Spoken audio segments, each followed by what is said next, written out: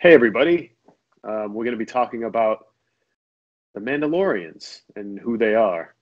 Mm-hmm. So, we're going to start out during the Clone Wars. Yeah, so Mandalore is a planet that's been around for like ages and ages and ages, but they kind of like, in the new canon, their importance comes up around the Clone Wars era.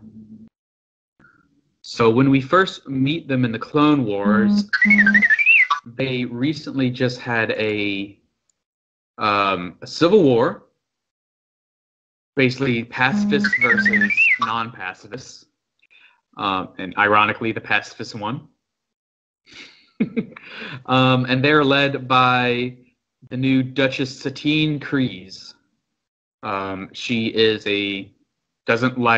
trying to change Mandalore, make it more progressive, less war-focused.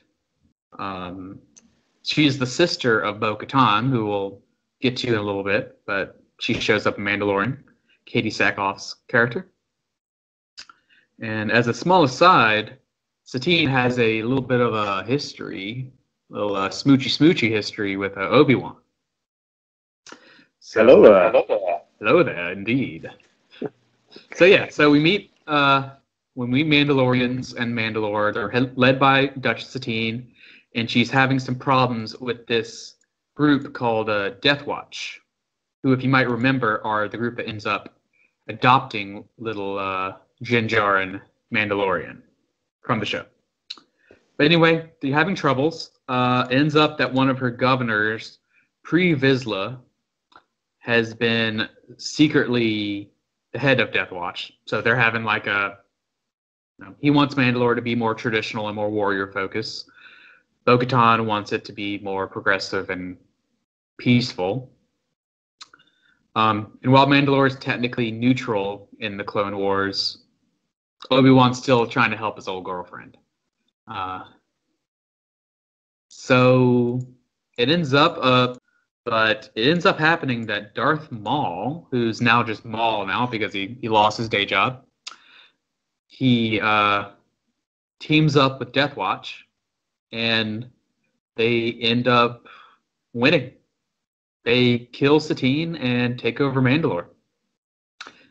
In the struggle, Pre Vizsla challenges Maul to a duel for control of Death Watch and Mandalore, and Pre Vizsla is killed, making Maul the sole leader of Mandalore for like a hot second. It's crazy. He's not even a Mandalorian, but he's the boss. And he's now the owner of the Darksaber. Yes. The Darksaber, as we saw in The Mandalorian, basically it's a relic of House Vizsla, the head of Death Watch. It's a sign of authority. So when Maul killed Pre Vizsla, he got the Darksaber and rule of Mandalore. Eventually, a bunch of stuff happens. Maul is captured. He's freed. Stuff happens. Eventually, Ahsoka and the 501st take down Maul and liberate Mandalore. And they give the rule of it to Bo-Katan, who is a former sister of the previous Duchess Satine, but also a former ally of Pre Vizsla and Death Watch, who decided they weren't really going in a good direction, so she left, and now she's boss of Mandalore. And so that goes into the Empire taking over. But Bo-Katan, she's a good guy, so she's not happy with the Empire. So she leaves, and this new dude, Gar Saxon, takes over. And then the next we see is during Star Wars Rebels, the Rebel crew, the Phoenix Squadron crew, they take back Mandalore from Gar Saxon and the Imperials and put Bo-Katan back as regent. And it all seems happy and nice. And then a bunch of stuff that we don't know happens. They call it the Mandalorian Purge, which is not a happy word. That happens, and during that scuffle, Bo-Katan is taken back down from rule.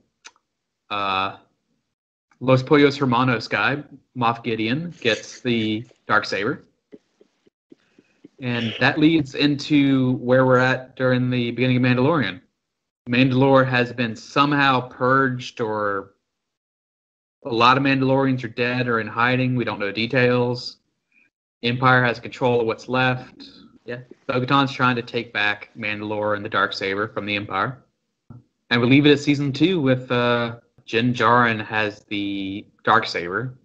But broad strokes, basically Mandalore has been like hopping back and forth between the good guys and the bad guys. It's kind of a constant like battlefield to war zone.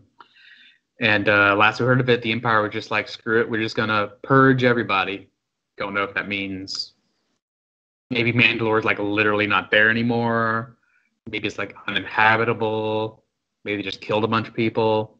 We don't know the details of that yet. Hopefully they'll bring that up during either the rest of the Mandalorian series or maybe another series. So yeah, there are possibilities that we might learn a bit more in the Ahsoka show, because a lot of people think that a major character in the Star Wars Rebels show, Sabine, is going to show up in that show. She's a Mandalorian. It's a possibility that the Boba Fett show, the Book of Boba Fett, might deal with that, because Boba Fett is an adopted Mandalorian. So it's a possibility that while he's doing his whole crime syndicate thing, one of his goals is to do something with the Mandalorian people. The Darksaber, that cool black lightsaber that we saw bugging out from Mandalorian playing with, Moff Gideon. It was originally the lightsaber of the first Mandalorian Jedi. Don't know why he decided to make it all cool and black, but he did. And this was thousands of years ago, I believe, prior to 1032 BBY, which BBY is that's episode 4, is 0 BBY, or ABY, 0. So 1,000 years before A New Hope. After he dies, the Jedi keep it in the temple. And then during the fall of the Old Republic, Clan Vizsla, the ancestors of our dude Pre-Vizsla, take it back. And from then on, it's a hand-me-down in the Vizsla clan and a symbol of authority and power. So it's kind of become to be known that like whoever has the Darksaber has like earned the right to like rule Mandalore. Which is why Bo-Katan is so keen to get it back. It's kind of like the crown jewels, like any queen without a crown. But a lot of the things we've learned about Mandalorian culture, like the sigils and this is the way and not turning off the helmets, a lot of that stuff is new to the Mandalorian show. Well, I'm wondering if during the Mandalorian show we're going to run into different cells of Mandalorians, and maybe they'll, quarrel amongst themselves. Before Satine kind of brought Mandalore back, I think they were kind of like a feudal people. So she kind of helped unite them. Yeah.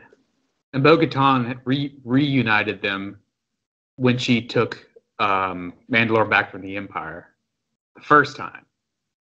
But after the Purge, probably all bets are off. So we'll see. We've met the Mandalorian's weird, super traditional cult, who he is basically one of the only survivors of now. And we've met Bo-Katan's crew, the Night Owls. Yeah. So it'll be interesting to see who else shows up. We might see Clan Rin show up. Sabine and her family. Maybe they're another cell that we'll meet. Maybe Fen Rao and the Protectors of Oh yeah, he's still Dawn. I see Fen Rao and the Protectors come back. That's another group. My hope is that we see Jeddo Cass, the old Legends Boba Fett fanboy. Let's see him show up. Maybe Guy the that Book of was Boba. obsessed Boba Fett, he just pretended to be Boba Fett. Maybe the Book of Boba will bring him in. Yeah, I can see that happening. So All yeah, right, if you want to learn more about Mandalorians, and we suggest watching, of course, like always, Star Wars: The Clone Wars and Star Wars Rebels, and of course, The Mandalorian show. The Mandalorians have really been a big focus of Star Wars' television world, television push, and haven't really shown up too much in the movies as of yet. But who knows? yeah, we'll see. All right. So All right. until next time, may the Schwartz be with you.